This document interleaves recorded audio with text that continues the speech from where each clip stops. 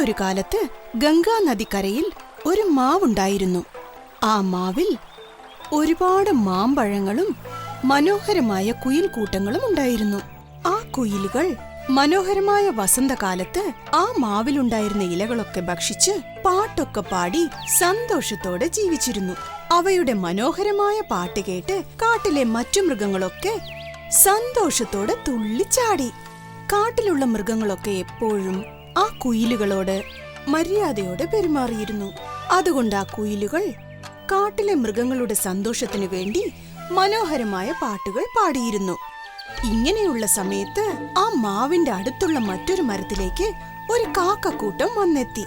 സംഭവിക്കുന്ന കാര്യങ്ങളൊക്കെ ശ്രദ്ധിച്ച ആ കാക്കകൾക്ക് കുയിലുകൾക്ക് ഇത്രയും മര്യാദ കിട്ടുന്നുണ്ടല്ലോ എന്നോർത്ത് അസൂയപ്പെടുകയും ചെയ്തു. മറ്റു മൃഗങ്ങളൊക്കെ എപ്പോഴും ഈ കുയിലുകളോടൊപ്പം തന്നെയുള്ളത് കണ്ട് കാക്കകളുടെ അസൂയ കൂടുതലായി. ദിവസങ്ങൾ ചെല്ലെ കാക്കകളുടെ ദേഷ്യം കൂടിക്കൂടി വന്നു. എന്തെങ്കിലും ഒരു തന്ത്രം ഉപയോഗിച്ച് ഈ കുയിൽ കൂട്ടങ്ങളെ ഇവിടെ നിന്നും ഓടിക്കണമെന്ന് കാക്കക്കൂട്ടം പ്ലാൻ ചെയ്തു. ഗൂഢാലോചന നടത്തുവാനായി കാട്ടിലുള്ള ഒരു മരത്തിനു മുകളിലേക്ക് കാക്കകൾ ഒന്നിച്ചുകൂടി. അവിടെ ഇരുന്നോണ്ട് ഈ കുയിലുകളെ ഇവിടുന്ന് ഓടിക്കാനുള്ള തന്ത്രം മെനഞ്ഞെടുക്കുകയും ചെയ്തു. ഈ കാട്ടിനടുത്തേക്ക് വില്ലും അമ്പും വലയും എടുത്തുകൊണ്ട് ഒരു വേട്ടക്കാരൻ പക്ഷികളെ വേട്ടയാടാനായി വന്നിട്ടുണ്ട്. നമുക്കെല്ലാവർക്കും ഒരുമിച്ച് ആ വേട്ടക്കാരൻ കാണുന്നത് പോലെ അവന്റെ വല കടിച്ചെടുത്തോണ്ട് ആകാശത്തൂടെ പറന്നു പോകാം. വേട്ടക്കാരൻ കാണുന്നത് പോലെ ആ വലയെടുത്ത് കുയിലുകളുള്ള മരത്തിന് മുകളിലേക്ക് നമുക്ക് ഇട്ടിട്ട് പോകാം. വലയെടുക്കാനായിട്ട് വരുന്ന ആ വേട്ടക്കാരൻ കുയിലുകളെ കാണും. കുയിലുകളും കറുത്ത നിറമാണ്, നമ്മളും കറുത്ത നിറമാണ്. അതുകൊണ്ട് വേട്ടക്കാരൻ കുയിലുകളാണ് വലയെടുത്തോണ്ട് വന്നതെന്നോർത്ത് കുയിലുകളെ വേട്ടയാടി കൊന്നിട്ട് വലയും എടുത്തോണ്ട് പിന്നെ ആ കുയിലുകളെയും അവിടുന്ന് എടുത്തോണ്ട് പോയിക്കോളും.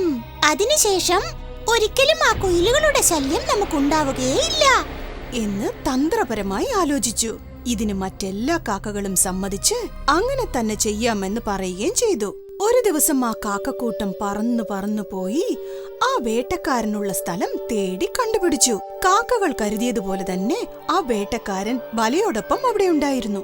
അപ്പോൾ ആ കാക്കക്കൂട്ടം വേട്ടക്കാരൻ കാണുന്നത് പോലെ തന്നെ കാക്കക്കൂട്ടം ആ വലയെടുത്തോണ്ട് നേരെ പറന്നു ചെന്ന് കുയിലുകൾ ഉണ്ടായിരുന്ന മരത്തിനു മുകളിലേക്ക് ഇട്ടു. ആ കാക്കകൾ അടുത്തെന്താണ് സംഭവിക്കുന്നതെന്ന് നോക്കാനായി അടുത്തുണ്ടായിരുന്ന മരത്തിനു മുകളിലേക്ക് പയ്യെ പറന്നു ചെന്നിരുന്നു.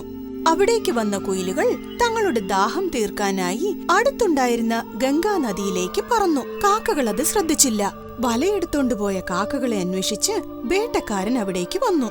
വേട്ടക്കാരൻ വല മാവിന്റെ പുറത്തുള്ളത് കണ്ടു. എതിർവശത്ത് കാക്കകൾ ഇരിക്കുന്നതും കണ്ടു. അവയൊക്കെ പേടിച്ച് വിറച്ചിരിക്കുന്നത് കണ്ട വേട്ടക്കാരൻ വല്ലാത്ത ദേഷ്യത്തോടെ, ഇന്നീ കാക്കകൾ എന്നെ വല്ലാതെ ബുദ്ധിമുട്ടിച്ചു കളഞ്ഞു. ഇവയെ വെറുതെ വിടാൻ പാടില്ല. തന്റെ വില്ലെടുത്ത് കാക്കകൾക്ക് കുറിവെച്ച് എയ്തു.